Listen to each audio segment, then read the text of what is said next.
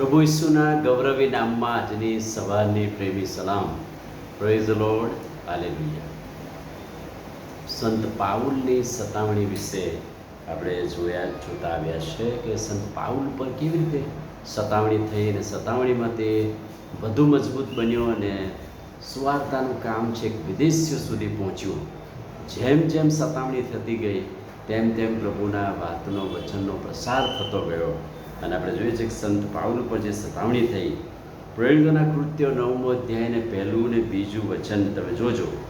Soul હજુ સુધી શિષ્યોની કતલ કરવાની ધમકી આપ્યા જ કરતો હતો અને પ્રમુખ યાજક પાસે જઈને પત્રો મંગાવ્યા અને એ માર્ગનો કોઈ પણ માણસ મળે તો તેઓને યરૂશલેમમાં બાંધીને લઈ આવતો હતો અને સખત ક્રૂર રીતે એ મંડળીની સતાવણી કરતો હતો.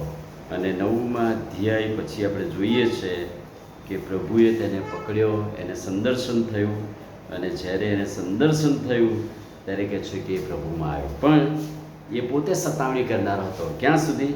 પ્રેરિતોના કૃત્યના 7મા અધ્યાયમાં જોજો 54 થી 60 વચનમાં સ્ટેફન પર જ્યારે સતાવણી થઈને પથ્થરે મારવામાં આવ્યો ત્યારે સાઉલ પોતે પણ ત્યાં હાજર હતો અને એણે નજરે જોયું અને વધારે ક્રૂર બન્યો અને જાણે કે જનૂની બની ગયો.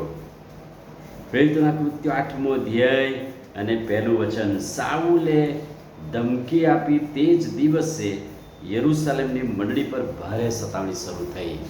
શરૂઆતની વિશ્વાસીઓની મંડળીઓ પર જે સતાવણીઓ થઈ ને એમાં મેઇન હીરો તો આ સાઉલ કે જે પાછળથી પાઉલ થયો એ જ હતો. અને એણે ભારે સતાવણી કરીને જાણે કે સ્ટેફનના મરણ પછી એક ધર્મજનૂની બની ગયેલો અને કેવી રીતે હું આ માર્ગમાં ચાલનાર લોકોને પકડીને મારું અને જાણે કે ખતમ કરી નાખવું. અને એટલે જ પ્રેરિતોના કૃત્યોના 26મા અધ્યાયમાં 9 થી 23 વચનમાં જ્યારે એનો ન્યાય કરવામાં આવ્યો ત્યારે અગ્રિપા રાજાની આગળ તેણે સાક્ષી આપતા શું જણાવ્યું? એણે એમ કહ્યું, મારે ઈસુના માર્ગમાં ચાલનાર લોકોનો નાશ કરવો એ મેં નક્કી કરી દીધેલું અને એ માટે મેં ઘણું બધું કર્યું. આ માર્ગમાં ચાલનાર લોકોને ખતમ કરી નાખવા, મારી નાખવા એક ધર્મજનૂન હતું. પણ મધ્યરાત્રે કહે છે કે ઈશ્વરના દર્શન થયા. સાઉલ સાઉલ તું મને કેમ સતાવે છે? ઠોકર ખાઈને હું પડી ગયો અને જાણે કે કોઈક મને દોરીને લઈ ગયું.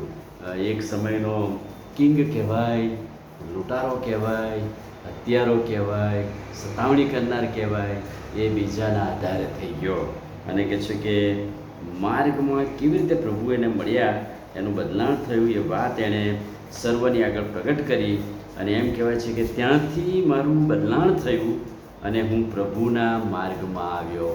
મારો માર્ગ બદલાઈ ગયો, સતાવણી કરવાનો માર્ગ બદલાઈ ગયો. હવે કહે છે કે જે માર્ગમાં હું જઈ રહેલો અને યરૂશલેમ જઈને પત્રો લઈને કે છે પરવાનગી લઈને ખતમ કરી નાખું, પણ એ જ રસ્તામાં માર્ગ બદલાઈ ગયો. હવે પાઉલ સતાવણી કરનાર નહોતો, સતાવણી વેઠનાર હતો.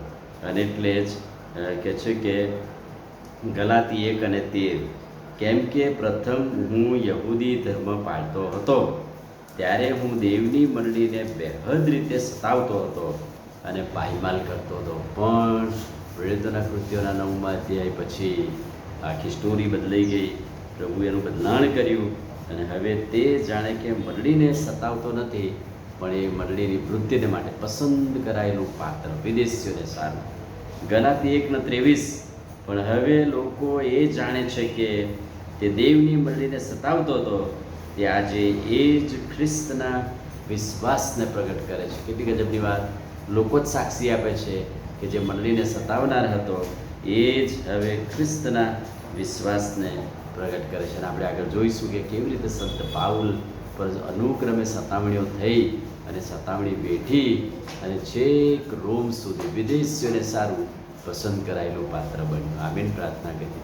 ભલા પ્રભુ, આજે સવારે અદ્ભુત ખાતરીદાયક સાક્ષીને માટે સંત પાઉલના જીવનને માટે આભાર. એમની પર થયેલી સતાવણીઓ પણ એમણે મંડળીને સતાવેલી, મંડળી પર સતાવણી કરી હતી, પરિણામ સ્વરૂપે પસંદ કરાયેલું પાત્ર બન્યું. પ્રભુ પાઉલના જીવનને માટે તમારી આભાર સુધી કરીએ છીએ. પ્રભુ ઈસુના નામમાં પ્રાર્થના કરીએ છીએ, સાંભળો અને માન્ય કરો. આમીન. God bless you.